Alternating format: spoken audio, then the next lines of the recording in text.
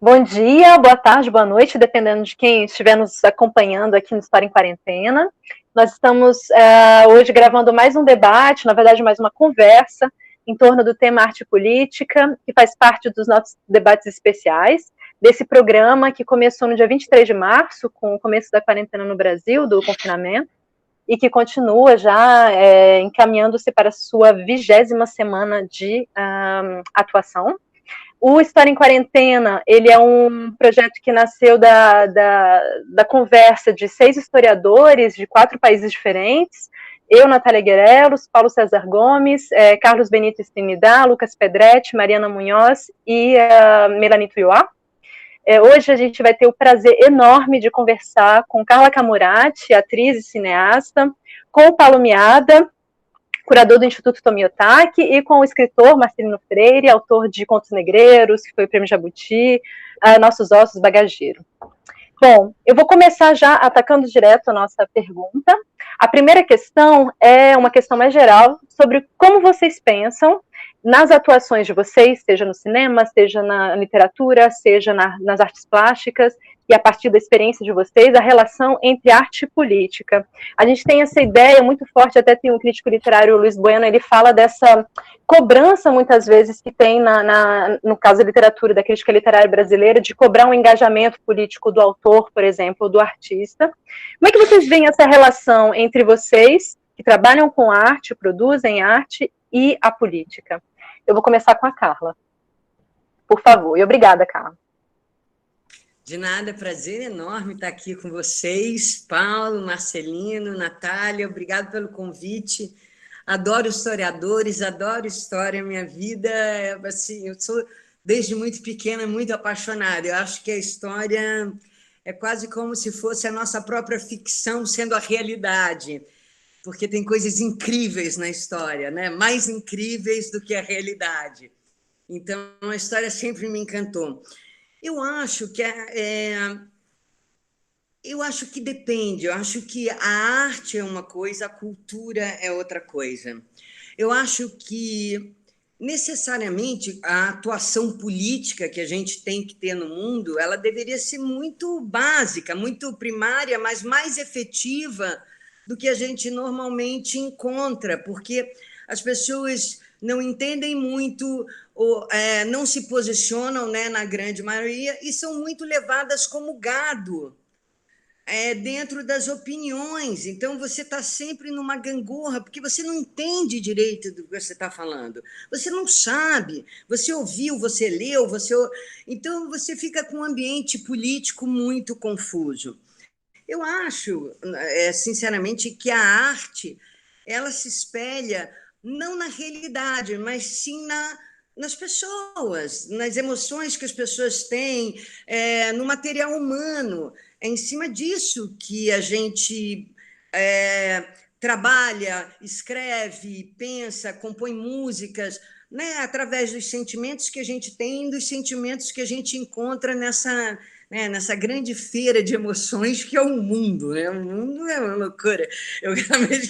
Agora que a gente é conectado 100%, cada vez que eu ligo e começo a ficar, sei lá, 1 hora no computador, a quantidade de coisas, emoções, de situações, eu acho que existe uma conexão direta por esse lado mais raiz, onde a gente devia entender a cidadania, a gente devia entender a importância da política, a gente não deveria criticar a política e enojar só porque a nossa política, particularmente, tem sido muito ruim nos últimos 35 anos, com raríssimas exceções.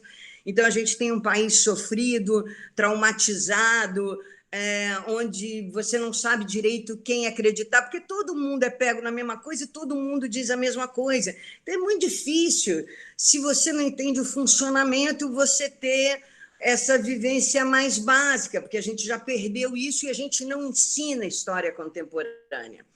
Então, por isso eu quis fazer o História do Tempo Presente, que é esse filme que a gente está terminando, que, na realidade, é um filme muito interessante. E é incrível, porque a cada dia ele fica mais interessante com essa confusão política que a gente vem vivendo.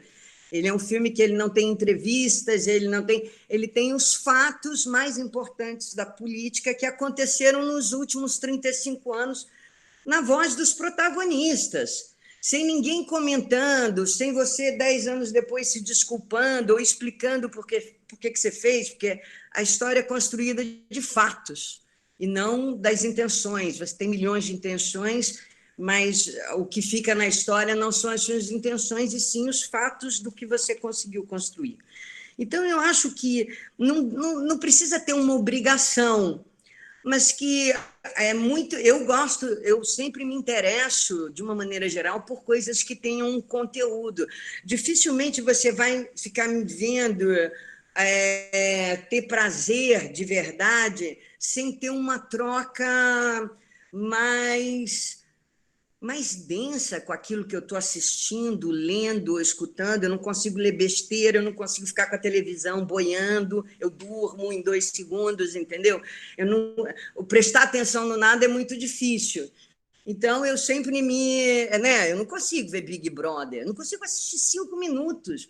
É uma coisa, porque eu não consigo achar interesse no que as pessoas falam, eu não consigo achar lugar nenhum para me agarrar. Nenhum. Eu falo, caramba, em 2 segundos, ou eu mudo de canal ou eu desmaio.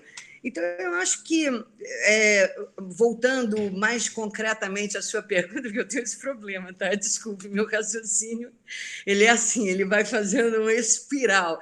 Eu acho que a relação da política com a arte, a política, o exercício da política, mas tudo que envolve a atuação hoje que a gente tem no mundo é importante, porque ela dá um conteúdo muito interessante na nossa vivência. Ela não precisa ser direta, você não precisa estar fazendo um filme político, defendendo uma bandeira, mas a construção de conteúdos que refletem essa atitude que a sociedade deveria ter, né? Com o espaço que ela vive de vida, com o tempo que ela vai viver. Todo mundo aqui tem um taxímetro. Daqui a pouco acaba, gente. Oi, tá indo. Vamos lá, tá indo. -1, -2, -3, -4. E a gente quer o quê? A gente vai aonde? O país não se planeja. O que o Brasil quer ser? O que o Brasil quer ser? O que a gente quer que o Brasil seja? A gente não sabe responder essas perguntas. E a gente não busca de fato. A gente fica que nem palmeira, entendeu? Balançando no vento. Eu acho que, nesse sentido, a sociedade brasileira sofre em todas as suas relações, tanto na política quanto no adensamento que todo o trabalho artístico, independente da nossa cultura, que é muito rica, poderia ter. Ô, Carla, posso. Não, tá ótimo, tá ótimo. Posso aproveitar, inclusive, para te perguntar como é que você vê o humor nesse sentido, já que você trabalha bastante com humor, nessa articulação arte e política. Eu acho que no Brasil o humor é uma chave importantíssima, inclusive para conteúdos difíceis. Porque o que acontece com o humor? Não o humor baboseira, né? Eu não gosto de um humor bem infantil, eu gosto. Mas eu acho que o humor tem uma coisa genial, que é o seguinte: quando você faz o espectador rir, você relaxa ele. E depois é muito mais fácil você chegar no emocional dele. Porque a partir do momento, você sente isso nos grandes filmes, nos bons filmes, né? Você tem sempre uma coisa que fala, quando você está, vem você fala assim, caraca, meu Deus do céu. Porque normalmente quando a gente está assistindo qualquer coisa, a gente tem uma série de defesas, né? Naturais mesmo. Você, dependendo de como a pessoa toca a banda do outro lado, você já fecha uma porta aqui. Daqui a pouco você fecha outra. Daqui a pouco você está só assim, lá do lado de fora, sem se envolver absolutamente com o que está na tela. E, principalmente na sociedade brasileira, o humor funciona lindamente. A gente é muito lúdico, assim, como nação, né? Se você pega tudo que a gente construiu, né? Desde Mazzaropi, né? Quais foram os grandes sucessos, qual é o código que existe. A gente tem um humor saboroso e que cola, né? O Carlota Joaquina é impressionante. É um filme que até hoje ele tem liga. E as pessoas, ele não parou no tempo, ele não ficou lá atrás, ele continua vivo e interessante, porque primeiro ele é de um fato histórico, segundo o humor faz você ir relaxando, você ir, né? E aí você vai entendendo uma de coisa de maneira melhor, porque quando é muito agressivo, é, né, e você quer atingir determinadas áreas das pessoas, acaba que a pessoa imediatamente te nega a passagem, sabe? Ela fala, aham, ah, tá, então falou, valeu, é isso que você está falando para mim, né? E o humor, de alguma maneira, relaxa e ela pode ver. Eu gosto muito de humor. Assim, acho que a vida com humor é outra, sabe? E isso é uma opção nossa, né? Assim, é uma opção você poder levar. Eu, no outro dia, eu estava me lembrando de uma coisa, um rápido parênteses, mas que é uma opção você ser feliz também, né? Assim, porque na verdade, você pode deixar pegar tudo que nem uma esponja que te vem na vida, ou rebater coisas e dizer assim, ah, não, isso não me pega. Não. Opa, meu compromisso é com outro caminho, desculpe, esse não vai me pegar. Então, eu acho que o humor é uma chave rica para qualquer situação. Ela ativa na gente um outro grau de percepção, e às vezes até de inteligência, porque te estabelece um terceiro ponto de vista. Você se vê ali naquele papel ridículo, né? Então, também é bom. Ótimo, obrigada. Marcelino, passo a palavra para você. E aí, a relação entre arte e política? Você que escreve, né, o Contos Negreiros traz bastante essa questão. Me diga aí, o que você pensa sobre essa relação enquanto escritor? Olá, bom dia ou boa tarde ou bom dia. Natália, muito obrigado pelo convite. O prazer estar aqui com o Paulo, Carla Camurati, que a gente acompanha há tanto tempo. Prazer imenso. Olha só, a gente quando fala em política, a gente pensa logo em gravata, perdigoto, púlpito. A imagem não é boa quando a gente pensa em política, né? A gente pensa em negociata, tramóia. Aí a gente diz a arte é política, e a gente fica dizendo, pensando nisso aí, mas sim, mas a arte é política no sentido do fazer. O fazer é político. Por que é que eu escolhi fazer o que eu faço? Por que é que eu escolhi ser escritor? Eu não estou sozinho também quando escolhi ser escritor, quando escolhi ser agitado cultural. Eu não digo que sou agitador cultural, eu sou um agitado. Esses livros que vocês estão vendo aqui atrás é só uma parte das minhas escolhas. Tem livro aqui de lado, tem livro ali em cima. Os livros estão nessa casa inteira. Aliás, durante essa quarentena, eu descobri que estou muito bem acompanhado politicamente, eticamente, eu estou acompanhado. Eu não estou sozinho. Então, se eu vir aqui de lado, eu vejo que escolhi, faz muito tempo, desde adolescente, estar ao lado do Federico Garcia Lorca, por exemplo. O Federico Garcia Lorca morreu pelas escolhas que ele fez. Foi perseguido pelas escolhas que ele fez. Então, quem entrar aqui nesse apartamento vai saber que eu não estou sozinho nas escolhas que eu fiz. Essas escolhas são políticas. É uma maneira de estar no mundo. É uma maneira de fazer. Por que eu escolho fazer o que eu faço? Não é? Porque é um sentido político de estar no mundo, não é? E não é um político demagógico, não é um político da demagogia, é o político da escolha das coisas que nós escolhemos para a gente, para estar no mundo. Então, eu sou um ser político nesse sentido. Eu sou nordestino, então o Nordeste está comigo, e isso é uma escolha, e é uma escolha política. Né? Quem está comigo do meu lado? A escolha, por exemplo, quando eu escolho fazer um livro, eu escolho a partir da minha visão de mundo, do meu estar no mundo. Estar na página, estar no mundo. Então, quando eu, por exemplo, escolho sempre, isso aí é uma escolha consciente. Quando eu escolho sempre nos meus livros, nos livros de contos, ter um conto ou outro de temática LGBTQI+, eu estou me posicionando politicamente enquanto homossexual. Estou me posicionando dizendo, eu estou deste lado e combato a homofobia. Para mim, só existem dois gêneros literários, o humano e o desumano. Então, eu escolho estar ao lado do humano. Isso é uma escolha política, nesse sentido. Então, não há como eu me separar disso. Isso é o meu estar no mundo. é minha cabeça erguida para o enfrentamento.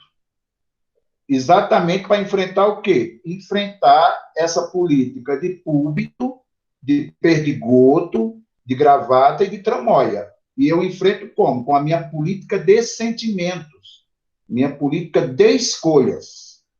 E essas escolhas é o que me mantém, assim, de cabeça erguida. Eu sou um cangaceiro politicamente. Eu sou um cangaceiro. Cangueceiro politicamente.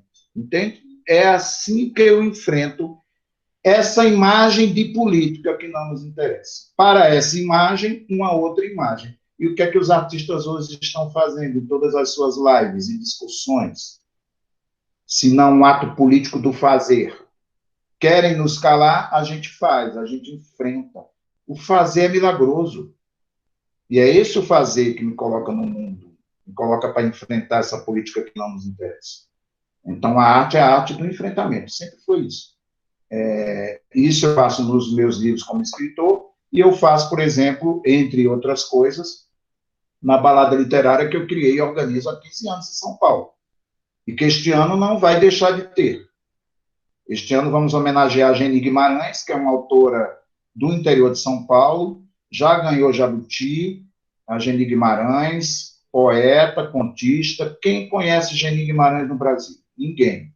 Muita gente conhece, mas muita gente não conhece. Possivelmente porque é uma autora negra, uma autora de 70 e poucos anos, uma autora que começou a publicar nos Cadernos Negros, amiga da Conceição Evaristo. E por que não conhecemos os autores negros e negras do Brasil? Quando eu faço esse movimento para homenagear a Geni Guimarães na balada literária deste ano, a Geni que já esteve em outras baladas literárias, em outras edições, eu estou escolhendo politicamente. Quando o ano passado eu escolhi homenagear Paulo Freire, e essa escolha é anunciada um ano antes, ou seja, um ano antes todo mundo sabia da homenagem a Geni Guimarães, que desemboca neste ano, de 3 a 7 de setembro. Quando eu escolhi Paulo Freire, é porque começou um ataque, assim, um ataque horrível à memória e ao legado do Paulo Freire. Então, eu escolhi, anunciei, e o ano passado fizemos uma balada literária de enfrentamento, celebrando a obra do Paulo Freire. E isso é o quê? É com as armas e possibilidades que eu tenho, mostrar o meu enfrentamento, de que lado que eu estou. Repito, para enfrentar tudo o que essa política de perdigoto, gravata e púlpito não faz. Aí a gente vai lá e faz. Política de sentimentos, é isso.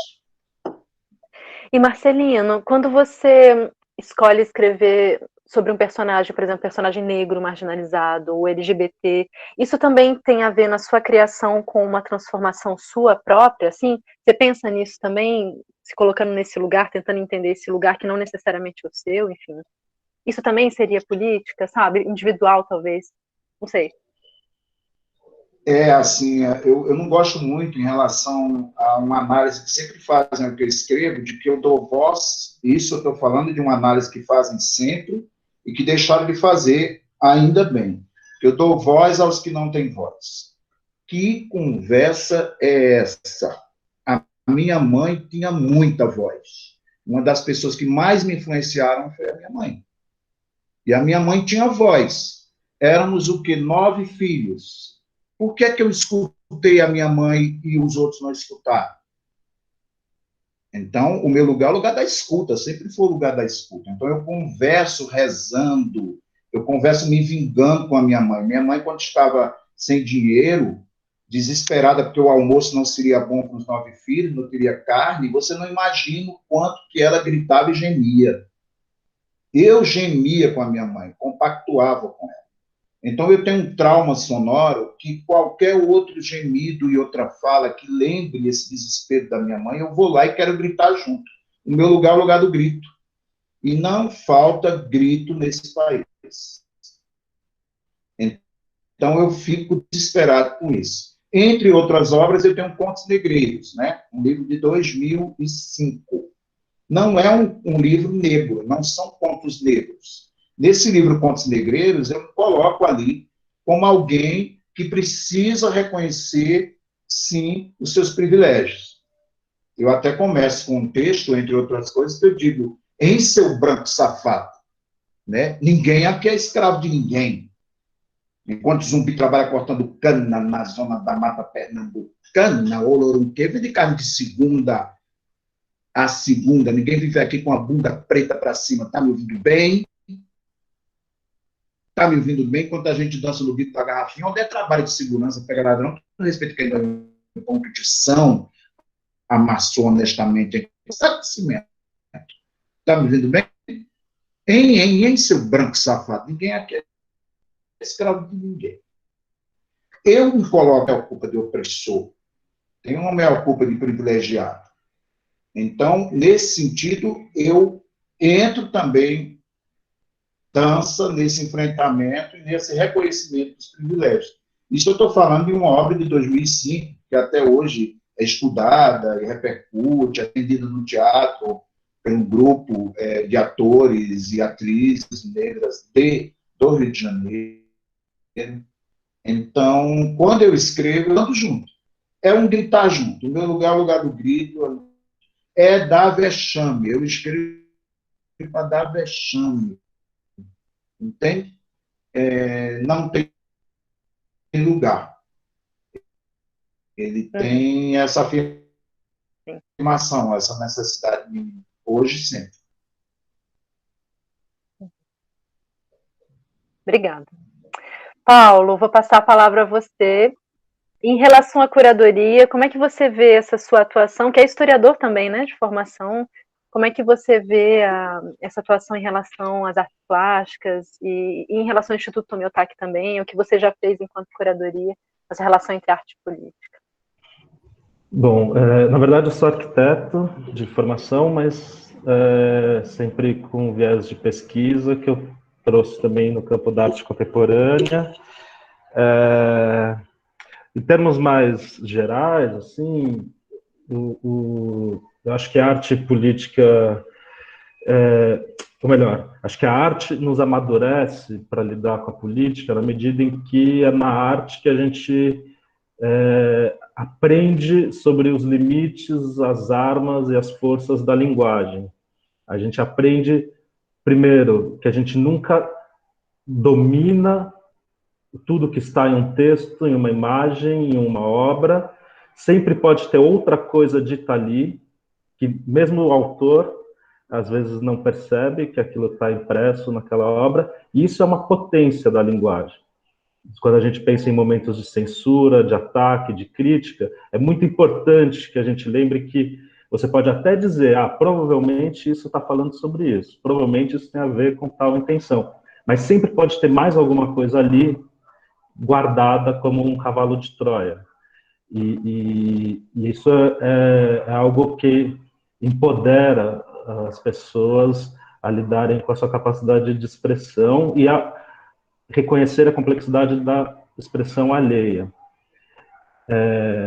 Isso, pensado na política atual brasileira, é importante porque a gente está vivendo uma disputa de projetos, de um projeto desumano, como diz o Marcelino, de destruição, de desmanche, de cerceamento, e esse projeto ele vem com um uso muito singular da linguagem. É um uso vociferante, mas extremamente frouxo, vacilante, covarde. Ele ataca explosivamente, mas a qualquer resistência ele se esconde, ele desdiz, ele tem nenhuma clareza. Ele é feito de excesso, acúmulo, ambivalência e covardia. E aí a gente aprende com os artistas a possibilidade de uma outra linguagem, que é a linguagem do gesto claro, do grito claro, e de um gesto que não vai se esconder atrás de si. Ele se lança a qualquer custo e ele vai até o fim. Isso é algo que eu acho que mais do que nunca é necessário. A gente tem esse fenômeno das agências de checagem de notícias para dizer o que é fake e o que não é. É importante, porque tem coisas que são, como a Carla disse, são do âmbito do fato e basta um fato para contrapor outro. Mas nem tudo se resolve na disputa do fato e do não fato. Algumas coisas têm muito mais a ver com responsabilidade e com consequência. O problema não é se aquilo é verdade ou não, mas se você está dizendo alguma coisa que você vai viver com a consequência do que você disse, ou se você só está interessado no efeito imediato daquela frase. Como a gente tem visto agora a disputa entre os que usam o discurso médico e os médicos de verdade. Os médicos de verdade são aqueles que só vão dizer o que eles estão dispostos a lidar com as consequências. Os que usam o discurso médico são os que vão dizer o que for oportuno naquele momento. E acho que os artistas lidam com isso há muito tempo. E por isso eu me fascino tanto e acho que ela é uma coisa que nos complexifica enquanto agentes sociais, enquanto pessoas capazes de se comunicar e pensar a comunicação, e a gente precisa disso na política, senão a gente fica entregue a um jogo de baixíssima qualidade, de alta carga entrópica, digamos assim, entropia da comunicação, entropia dos significados, e os artistas são anti-entrópicos na medida em que eles requalificam e renovam a possibilidade de sentir as palavras, as imagens, as cenas, enfim. E depois, chegando um pouco mais perto de alguns projetos específicos que eu trabalhei, a memória não é um material contável, nem fixo. A gente precisa de empréstimos imagéticos, textuais e narrativos para construir a nossa própria memória. A gente nem se dá conta do quanto a gente empresta da linguagem e de coisas que nos foram contadas para lembrar da nossa própria vida e da nossa história e da nossa identidade. Isso no âmbito individual, mas também no âmbito de uma nação, ou no âmbito de uma sociedade, de uma comunidade. E no Brasil, nós temos um gravíssimo problema nesse sentido, que, por um lado, a gente fez demais, e isso está se colocando explícito agora, a gente edificou demais uma memória heroificada dos nossos genocidas. Então, nós temos avenidas, ruas, estátuas, prédios, edifícios, leis, com os nomes e as histórias heróicas de personagens genocidas ou de protagonistas de projetos de um desenvolvimentismo muito violento, colonial e elitista. E nós poucas vezes temos espaço para refletir sobre o custo desse suposto progresso. E do outro lado, mais do que qualquer país na América Latina, nós somos construtores de uma anamnese, de uma amnésia coletiva brutal sobre todos os nossos processos altamente violentos. Então, a gente não só não critica aqueles que são monumentalizados, como a gente não constrói os espaços para guardar essas histórias de violência. Eu tenho um amigo artista, Pedro França, que ele fala, por um lado, os museus são como mausoléus, eles guardam as coisas que já morreram, isso às vezes é usado para criticar os museus, mas em alguns momentos isso é bem-vindo, a gente precisa de um lugar para colocar os nossos fantasmas, para eles não ficarem assombrando a gente na rua. Então, se a gente não constrói um memorial e um espaço para aprender a história da ditadura e da violência de Estado, isso vai continuar na rua, como está. Se a gente não constrói uma história do genocídio indígena, isso continua sendo relativizado. Se a gente não fala e não dá lugar para o feminicídio, para a transfobia, para a homofobia, isso continua sendo tão comum quanto o café com leite. Então, construir esses lugares é muito doloroso, como a gente vê por alguns exemplos chilenos, argentinos, até mexicanos. Os mexicanos também têm uma tendência de ficcionalizar a história num nível muito impressionante, mas ainda assim existem os lugares de memória, e a gente até hoje não tem um esforço duradouro nesse sentido. Então, um pouco para exercitar o que isso poderia ser, alguns projetos que eu me envolvi, eu liderei, atuavam nesse sentido. Então, uma foi a exposição AI-5, 50 anos, ainda não terminou de acabar, que pensava nos projetos e vidas e ideias e liberdades que ficaram em suspenso, em torno de 68, no Brasil, pela ditadura militar, mas e tentava chegar até o presente, pensando em tudo que seria parte de um processo de encerramento da violência da ditadura, e foi feito de maneira frustrante, incompleta, barganhada, relativizada, o quanto isso nos fragilizava. E essa exposição aconteceu durante as últimas eleições presidenciais, começou um pouco antes, terminou um pouco depois do segundo turno, então ela acabou se literalizando um pouco além do que a gente esperava. Esse ainda não terminou de acabar, ficou mais literal nos discursos políticos eleitos e nos discursos de apoio a essa plataforma eleita do que a gente podia imaginar. Quer dizer, a gente podia imaginar, mas a gente não queria acreditar nesse nível. A gente achou que a gente estaria falando da violência mais diretamente da violência policial, do racismo estrutural, da continuidade do genocídio indígena, enfim, dessa não estabelecimento pleno de liberdades para a sociedade como um todo, e não numa volta de uma nostalgia coletiva da violência de estado de exceção. E outro projeto que acho que vale a pena citar foi uma exposição 2 anos antes dessa, que se chamava Osso, e que era uma exposição apelo ao amplo direito de defesa de Rafael Braga, que trazia para dentro de um espaço de arte contemporânea um manifesto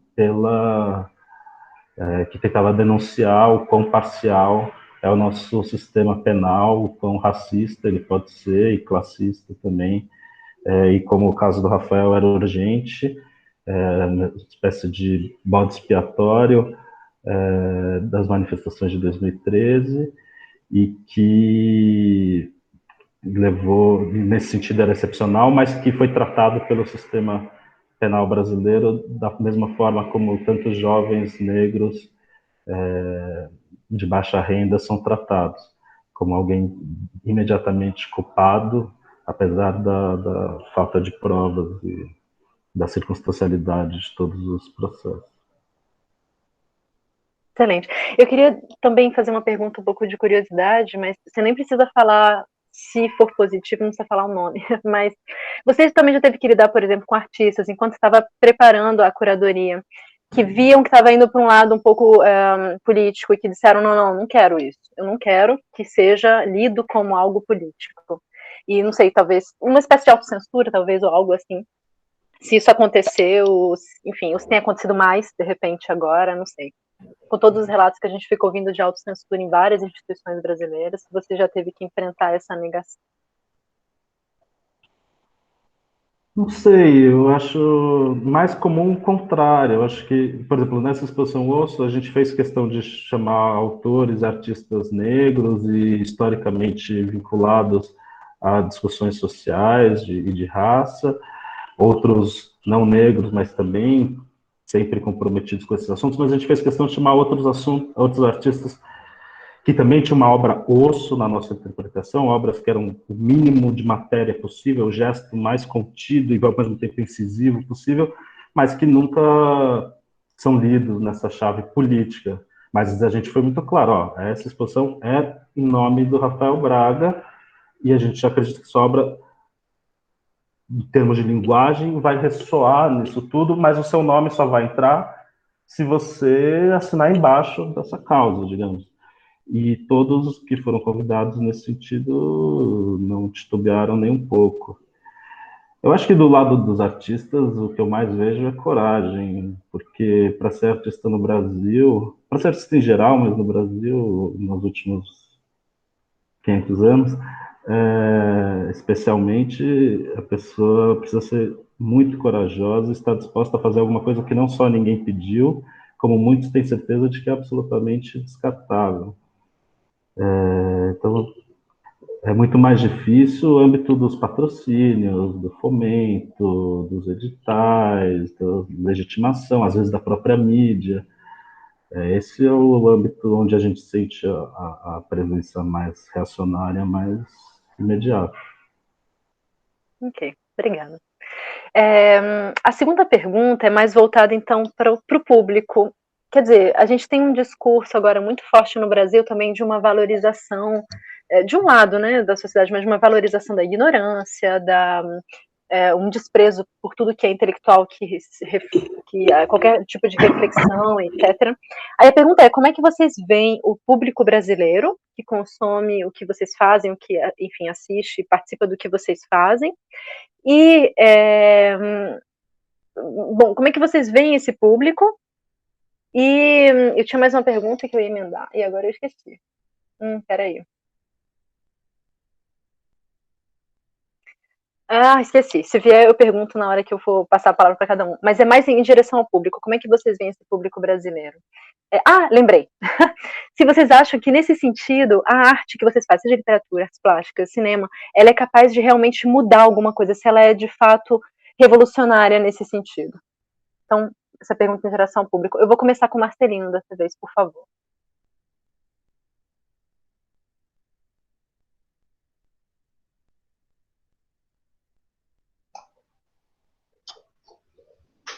Estava aqui na hora, você esqueceu a segunda pergunta e eu esqueci. O que sou eu agora? PT aqui. Olha só, eu não tenho leitor. E eu acho o seguinte, que se eu tivesse leitor, eu já saberia qual era o meu leitor. É muito complicado você saber qual é o seu leitor. Eu acho que um escritor de alta ajuda sabe qual é o seu leitor. Por isso que ele escreve para aquele leitor. Então, eu adoro aquele leitor que eu não tenho, porque eu me surpreendo o tempo inteiro. Por exemplo, a garantia de que a minha família vai ler o que eu escrevo? Não. Só porque é a minha família? Não. Aliás, a minha família, quando eu lanço um livro no Recife, eles fazem fila, é uma coisa mais linda do mundo.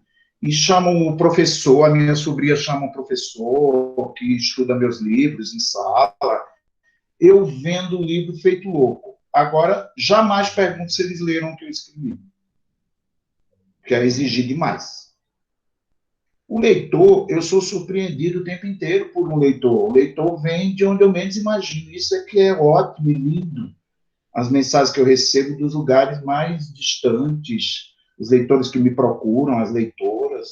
Então, isso é que eu acho que é fantástico no que eu... Eu coordeno oficinas de literatura. As pessoas vão lá para fazer seus primeiros livros de poesia, romance, conto. E aí as pessoas vêm preocupadas mesmo, assim, eu estou com medo de escrever aquilo, porque não sei o que é que minha mãe vai achar, o meu pai, o meu filho vai achar que eu sou uma depravada, o meu marido vai achar que isso ou aquilo. Eu digo, mas você não tem, leitor. É muita pretensão, esqueça e faça. Porque esse leitor vai aparecer dos lugares onde você menos imagina. Então é isso um pouco que eu penso em relação... Não existe um público-alvo para um escritor. Público-alvo só se for um padre escrevendo, como nós temos, ou um escritor de autoajuda. Ele sabe para quem vai escrever e vai fazer número 1, número 2, número 3 da sua saga doutrinária, doutrinadora. Sobre o que eu escrevo, se melhora as pessoas ou salva alguma coisa, também não posso dizer isso. Porque se eu disser isso, eu posso estar correndo perigo de ser igreja. A igreja vai prometer a salvação, a igreja vai prometer melhorar as pessoas. Como que eu posso prometer? Os grandes escritores, esses parceiros que estão aqui atrás de mim, como eu já falei, eles pioraram a minha vida. Eles não me deram descanso, eles não me deram uma luz no fim do túnel. Eles exatamente me deram a existência humana, demasiadamente humana. E é isso que eu amo, o desconcerto. É isso que eu amo, a deseducação.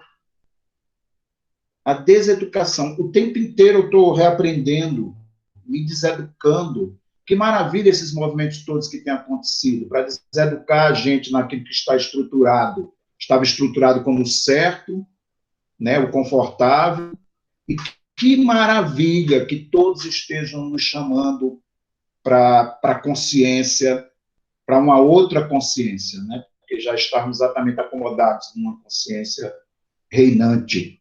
Então, a arte faz o tempo inteiro isso com a gente. Quando um Graciliano Ramos escreve Vidas Secas, ele escreve aquele livro Vidas Secas porque ele quer resolver o problema da seca. Quem tem que resolver o problema da seca são os políticos. E a gente tem que exigir deles essas soluções.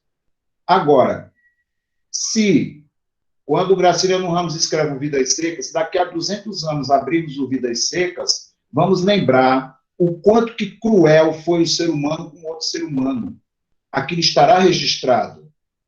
A nossa covardia, a nossa desigualdade social estará lá escancarada em qualquer ano futuro que a gente abra o Vidas Secas. É disso que o Graciliano, o testemunho foi dado. Que o nosso tempo, neste tempo em que ele escreveu, era muito doente. Resolveram o problema da seca? Não. Não resolveram ainda. Que pena. Daqui a 200 anos vão abrir o livro e esse problema vai continuar? Olha só, continuamos desumanos, sem ética, covardes e, sabe, opressores. Então, que Graciliano Ramos faz isso. Agora, quem tem que resolver é uma outra instância. Então, nesse sentido, eu digo do meu tempo. O que é que isso vai reverberar? O que é que isso vai gerar adiante? Eu já não estarei mais vivo para presenciar. Mas o que eu escrevi está cheio dessa vida e dessa revolta, desse enfrentamento, dessa constatação. É isso. Obrigado. Obrigada. Paulo, me diga, eu não sei, em relação às exposições que você organizou, se existe uma forma, você tem acesso a essa recepção, aconteceu já alguma coisa em que te revelava esse público, ou como é que você pensa esse público?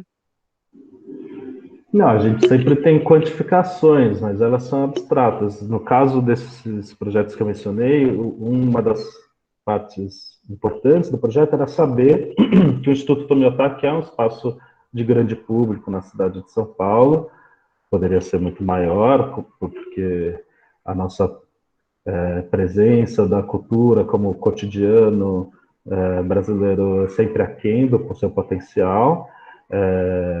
Da cultura, digo, da frequência de espaços de cultura, né? O cinema, o teatro e os museus. Mas é um dos espaços mais visitados da cidade, e aí era o oposto, era como é que a gente usa a nosso favor, saber que esse público é um potencial sempre latente, e oferecer uma exposição como essas. E aí saber que pelo menos 100, 200 mil pessoas vão ter contato direto, e sendo Tomi vai sair no jornal, vai colocar, por exemplo, o nome do Rafael Braga na capa da Ilustrada, sendo que ele sempre aparece na sessão policial, enfim. Esse tipo de uso da visibilidade que a cultura pode ter de maneira prática. Mas também, e aí existem os quantitativos, mas eu acho que o mais importante são os qualitativos, e por exemplo, na exposição do AI-5, a gente viveu muitos momentos fortes, desde perceber a esperteza de alguns professores que tinham dificuldade de discutir certos assuntos em sala de aula, em escolas com o perfil de pais mais conservadores, e aí pediram para os pais levarem os filhos na exposição no final de semana, como um jeito de... Os alunos já estavam sabendo de tudo, mas era um jeito de mobilizar uma conversa em casa, que ele sabia pelo relato dos alunos que era sempre espinhosa.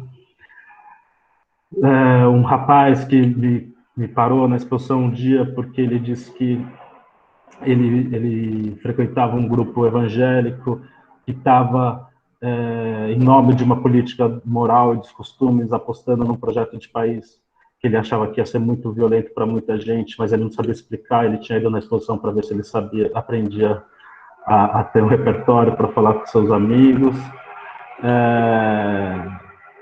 E uma situação mais catártica no final da exposição, quando a eleição estava decidida, e aí, de repente, as pessoas saíam da exposição muito mais emotivas do que 2 meses antes, quando ela começou, porque, de repente, aquilo parecia notícia, como que a Carla falou, história do tempo presente, assim. Apareceu notícia de ontem, de hoje, né? Enfim. Então, eu concordo com o Marcelino, acho que a arte não está no campo da salvação, mas ela definitivamente nos transforma, tem esse potencial a arte tem o potencial de abrir portas que você não pode mais fechar. E não é só a arte que faz isso, a violência também faz isso, o abuso também faz isso, a fome faz isso. Então, o tempo todo, pessoas estão sendo transformadas de maneiras que serão irreversíveis. Nem todas podem servir apenas para nos desumanizarem. Precisa que existam experiências desse tipo que nos tornem mais empáticos, mais porosos, mais capacidade de ver nuances na realidade. E, então, se a arte está desse lado, ela é mais urgente do que nunca. Obrigada. Carla, e aí, como é que você vê essa relação com o público e reação também, transformação? Eu uso muito Carlota Joaquina em sala de aula, assim, porque é uma outra forma de contar essa fundação do país, né? Sei lá, esses nossos mitos de nacionalidade, enfim. Então eu penso nesse filme, mas não necessariamente só ele, né? Me diga como é que você vê esse público brasileiro em relação ao teu trabalho. Eu não consigo ver isso que você está me pedindo, não, Natália. Desculpa, eu não consigo ver o público brasileiro com relação ao meu trabalho. O público brasileiro é enorme. E eu acho que a arte não muda a vida das pessoas. A arte inspira, emociona, né? Pode transformar os seus sentimentos, pode fazer você compreender coisas. O que muda a vida das pessoas é a política, são as leis. Entendeu? É muito terrível isso. Por isso é tão importante, né, como o Marcelino falou, fazer a sua atitude, deixar claro a sua posição. E por isso que eu acho que é importante, na realidade, hoje no Brasil, a gente trabalhar a nossa história, porque eu diria que hoje a coisa mais importante que a gente pode... Você conversa com um menino de 17 anos, ele não sabe nada. Não sabe nada do que aconteceu há 10 anos atrás, porque ele tinha 7, ou há 15 anos atrás. Meu filho, eu discutindo com ele há um ano atrás, uma coisa assim, ele falou, mãe, pelo amor de Deus, mais inflação do que no tempo da Dilma? Francamente, eu olhei para ele e falei, meu filho, não vale isso, meu filho. Foi aí que eu tive absoluta certeza que o História do Tempo Presente era um filme necessário. Independente, ele não é uma grande obra de arte, exatamente porque não é que eu fique fora, porque você se posiciona sempre, é sempre uma escolha, mas a construção dos fatos que, de fato... a construção dos fatos que fizeram a história do Brasil chegar até onde ela está, ela é importante para que a gente entenda. Então, na minha posição, eu acho que os meus filmes... inspiram, divertem, criam curiosidade, podem emocionar, mas eles não vão mudar a vida daquelas pessoas. A política vai. Todas as atitudes políticas vão mudar a vida das pessoas. Por isso, essa compreensão, né, de cidadania, que era um pouco o que eu estava querendo dizer quando eu comecei a falar, né, a política básica, o que eu queria dizer é que, no mínimo, você tem que exercer a sua cidadania em qualquer coisa. É você se posicionar, é você saber do que você está falando, né? Você checar as informações, você ser curioso, em vez de você comprar qualquer coisa. É isso que vai mudar a nossa vida. A arte, ela eu vivi para ela e espero viver sempre até morrer. Adoro o que eu faço, né? Minha vida, não consigo imaginar ter outra vida. Sou feliz com o que eu faço, não tenho nenhuma amargura do que eu não consegui. Eu tenho muita felicidade do que eu consegui e não amargura do que eu não consegui. E eu acho que o mais lindo é essa compreensão de qual é o papel de cada coisa. Então, a arte serve para inspirar, para comover, para fazer as pessoas se iluminarem sobre determinados aspectos, que era um pouco o que eu estava dizendo. Você faz espelho, a pessoa se vê, a pessoa fala, credo, olha, não, então, é esse tipo de ferramenta não é uma boa palavra, mas você entender qual é o papel da arte é muito importante nesse sentido, para que você possa aproveitar o fato de estar construindo, seja um livro, seja um filme, né? Filme você passa por muita gente, né? De uma maneira... Porque você perde o controle, a imagem ela some, ela vai embora. Então, você não tem como dimensionar, mas pelo que eu observei até hoje na minha vida sobre cinema, teatro, óperas, é isso, exposições, você comove, você provoca reflexões, mas é a política. Eu dou aula aqui na França e eu dou aula de História do Brasil e uma grande parte dos meus alunos são todos franceses, mas uma grande parte é de origem portuguesa. E aí, quando eu vou trabalhar século XIX, eu começo com Carlota e é incrível como é que neles cria Não, mas que história é essa? Não é possível. Assim. Então, talvez seja um exemplo, só para você saber, já que a gente está aqui se comunicando, mas que cria realmente um efeito de reflexão muito grande, especialmente nesses alunos aqui na Europa. Bem interessante. Porque a reflexão é importante, mais às vezes, né? Porque não adianta. Quem dera que houvesse uma coisa, a única coisa que eu acho que muda radicalmente, leis e o fim da sua vida, as tragédias, né? Que você fala assim, bateu na mesa, estraçalhou tudo, foi. O resto é construção, não é um passe de mágica, né? Não é uma... Muito bem, obrigada. A gente ia parar por aqui, eu vou fazer uma última pergunta, porque daí já é uma reflexão que tem surgido entre nós, que coordenamos História em Quarentena. Nós somos todos historiadores, mas jovens, e que tiveram doutorado há pouco tempo, e que enfim, tem várias autocríticas em relação ao papel do historiador, principalmente na sociedade, não só brasileira não, na França também, assim, essa intervenção no público, no espaço público, enfim.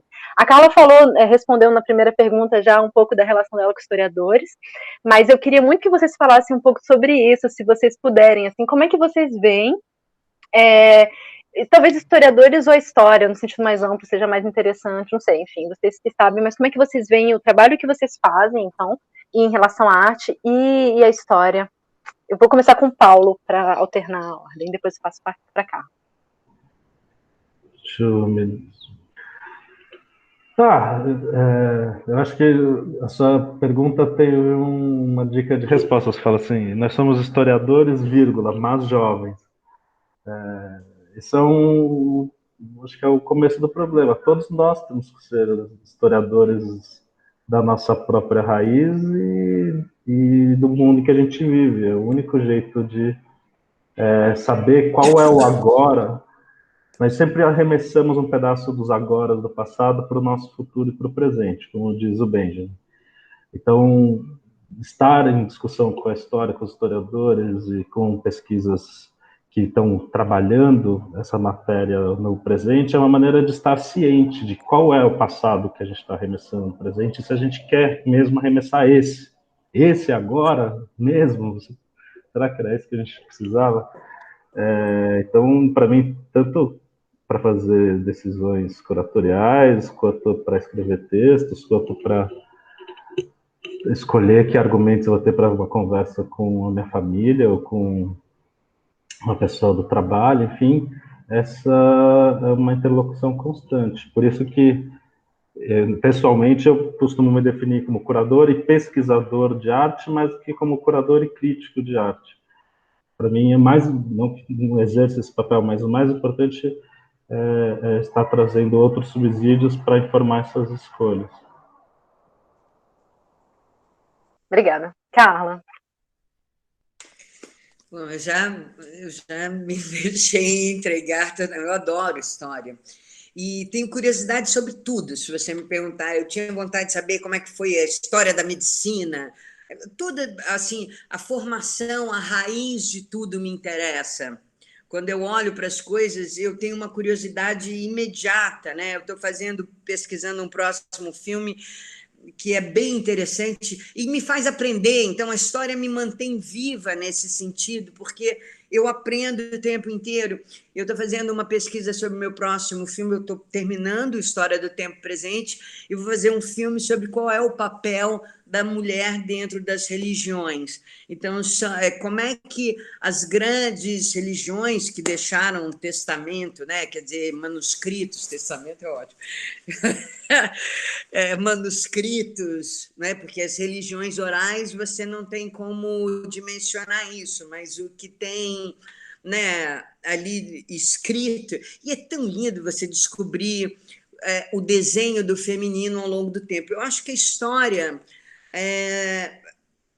tem uma coisa tricky que você tem que realmente tomar cuidado, que é quando você lê um livro sobre um assunto, você acha que você sabe muito daquele assunto.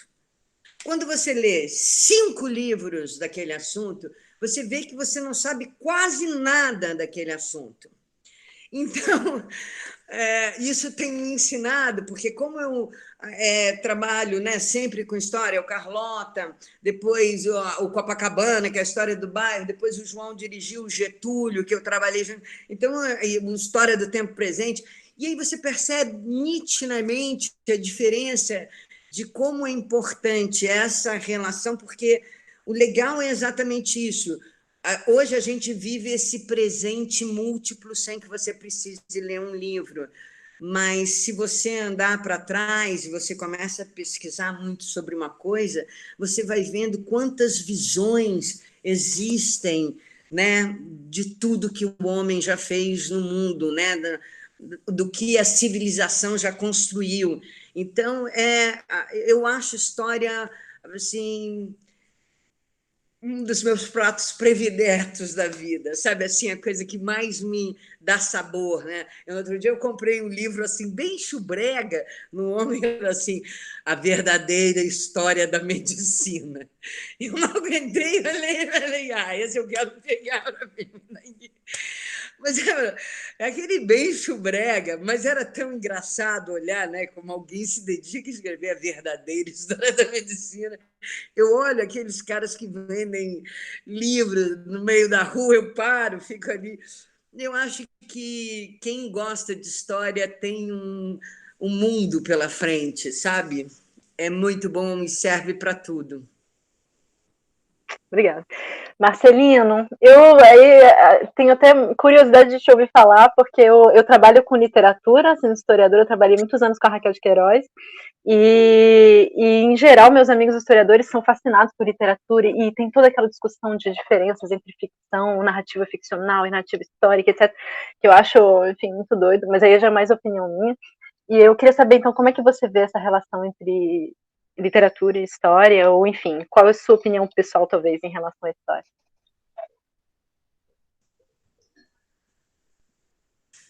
Oi, tá me ouvindo? É porque tem estão, né? Delay. Natália, querida, primeiro eu quero dizer o seguinte, eu não sabia que você estava falando direto da França, que se eu soubesse, eu falaria tudo em francês. Tô do Castelo do Drácula aqui, ó. Tô falando direto do Castelo do Drácula. Quer dizer, não é na França, mas enfim. Mentira, que o meu francês tem 1,81 m. Não falo absolutamente nada. Deixa eu lhe dizer que o que eu gosto é da palavra. Então, eu leio muita história para buscar a palavra de lá. Não entendo nada, mas amo. Amo as palavras que estão lá. Aí eu pego as palavras que estão no seu sentido histórico e passo para o seu sentido literário. Eu até, enquanto vocês estavam falando, eu amo a História da Loucura, de Michel Foucault. História da Loucura, filósofo, olhe tanto que ele escreveu sobre a loucura. Entendo tudo que tem aqui? Não, mas busco palavra de lá. Sou capaz de pegar palavras, porque, olha só, esse obcecado estudou isso tudo aqui, tá vendo? É obcecado, é um louco. Aí o que é que acontece? Ele tem palavra aqui que eu não tenho, o escritor não vai ter toda a palavra do mundo. E eu vou dar um exemplo prático de como a história, bem rapidinho, como a história me influenciou em um dos contos meus, que eu, por exemplo, adoro livros de civilizações antigas, adoro aquelas civilizações que são reencontradas, adoro Múmia, tenho vários livros aqui. Não entendo nada de era quaternária, secundária, mas aí eu vou ler esse livro, aí dizem assim, que os homens antigos, esses homens primitivos, eles caçavam avestruz sem plumas. Eu digo avestruz sem plumas, que palavra linda. Mastodonte, tem palavra mais bonita? Mastodonte. Se eu tivesse uns filhos, se chamava Mastodonte Júnior. De tão lindo esse nome. O que é que eu preciso? Eu pego as palavras que estão lá para jogar, promovê-las do sentido histórico ao sentido literário, digamos. Então, eu vou dar um exemplo do que é que aconteceu com essa palavra mastodonte. Eu não vou ler tudo, não. É coisa rápida, porque eu sei que o tempo está... Isso aqui é um livro, por exemplo, esses livros de história perguntam para onde vamos, de onde viemos. Aí eu peguei esse livro de história, de antropologia, de civilizações antigas, e fiz. Sabe o homem que encontraram no gelo?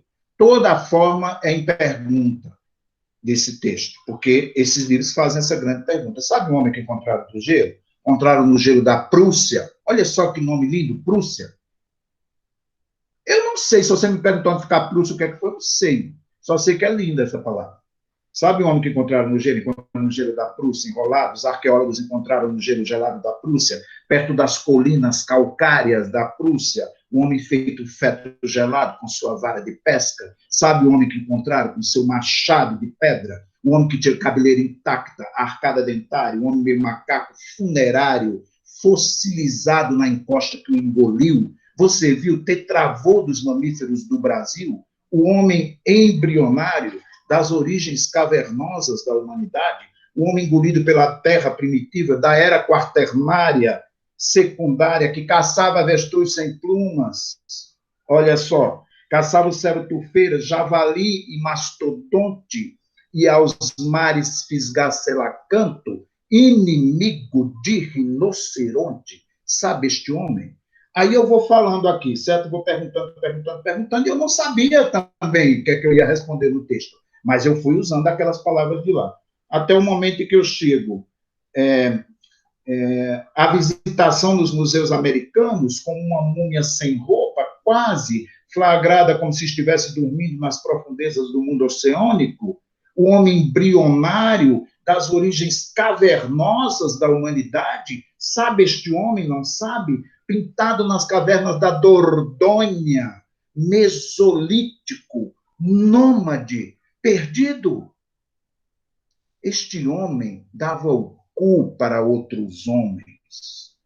E ninguém, até então, tinha nada a ver com isso. Certo? Então, o que é que acontece? A partir das perguntas, a única afirmação que tem é essa: esse homem dava um cu para outros homens. Para não ficar só a piada, eu termino o texto de ninguém até então tinha nada a ver com isso. Porque, para terminar minha resposta, eu lembrei, quando estava escrevendo, do Homem do Gelo, que está exposto no Museu Britânico. Eu fui visitá-lo, foi o primeiro Homem do Gelo encontrado, e congressos no mundo inteiro de historiadores e de tudo estavam debruçados no feofó da múmia, porque haviam encontrado, segundo eles, resquícios de esperma no feofó da múmia. E ficaram congressos no mundo inteiro discutindo se ela era gay, se não era. Ou seja, uma sacanagem histórica de marca maior, porque o homem ele foi feliz num momento lá, numa relva linda, foi feliz e tudo, morreu ali, desenterraram ele, ficaram com o feofó dele. Desculpa, se era gay ou se não era gay. Aí eu brinquei, lembrei disso, e digo, ninguém até então não tem nada a ver com isso. Esse texto é de 2003 e continuam debruçados no feofó dos outros, vários fiscais de feofó, não é? Se metendo na vida dos outros.